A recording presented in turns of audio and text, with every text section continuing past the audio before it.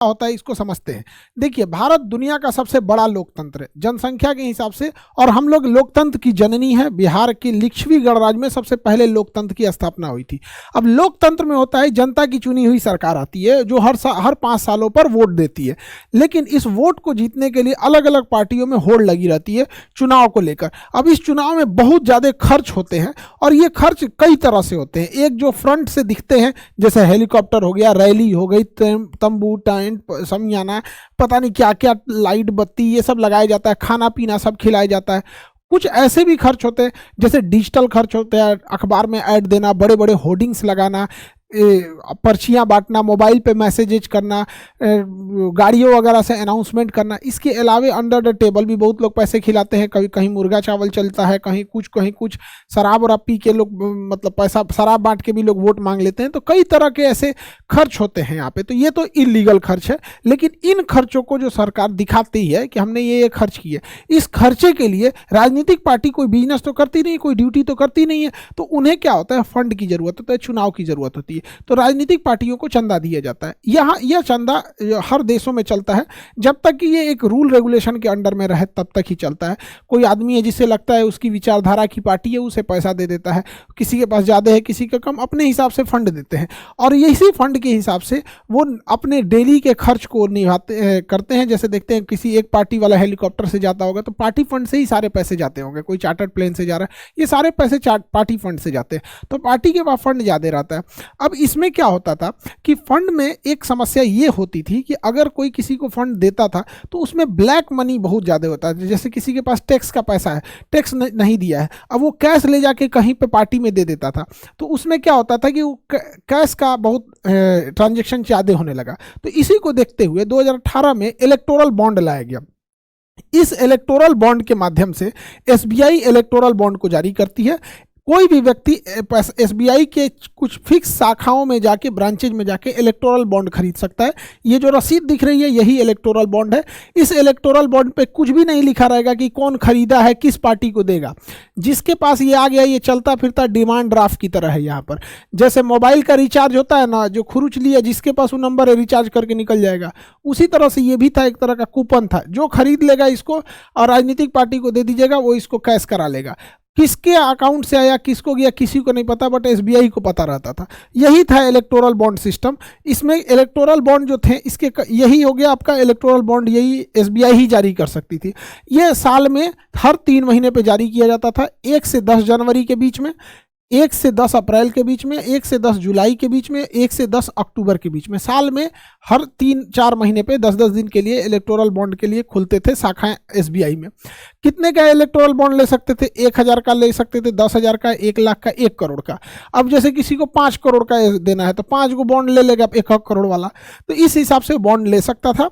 देखिए, 15 दिन के अंदर यह बॉन्ड जब वो खरीदता था तो उसके 15 दिन के अंदर, डेट जो रहता था उसका 15 दिन के अंदर वो राजनीतिक पार्टी को दे देना होता था, और राजनीतिक पार्टी अपनी अकाउंट में इसको कैश करा लेती थी। अगर 15 दिन क्रॉस हो गया तो ये पीएम केयर फंड में चल जाएगा।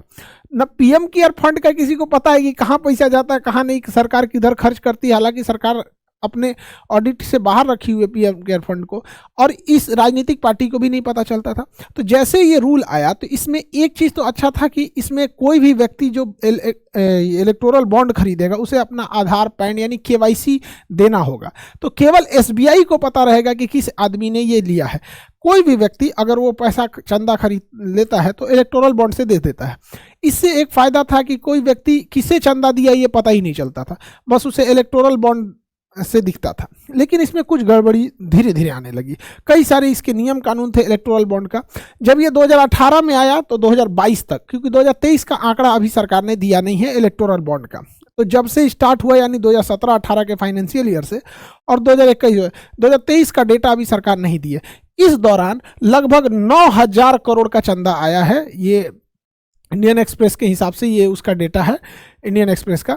तो 9,000 करोड़ का जो टोटल फंडिंग आई इलेक्टोरल बॉन्ड से, जिसमें सबसे ज्यादा फंडिंग बीजेपी की आई, अकेले लगभग 5,000 करोड़।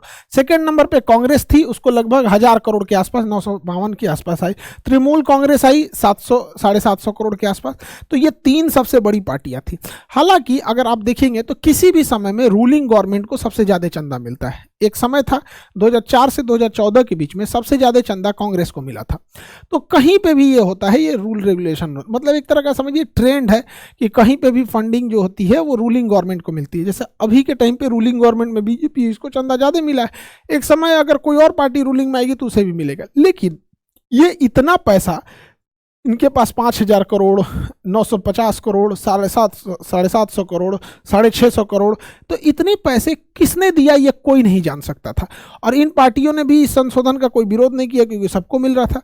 लेकिन उर्जित आर पटेल जो आरबीआई के गवर्नर थे, उन्होंने कहा था कि इससे ये एक तरह का समझ जाइए कि इससे ना मनी लॉन्ड्रिंग की समस्या उत्पन्न हो जाएगी। तो ये आरबीआई का कथन था, रिजर्व बैंक ऑफ इंडिया का। यहाँ पे एडीआर एक संगठन है, एसोसिएशन फॉर डेमोक्रेटिक रिफॉर्म।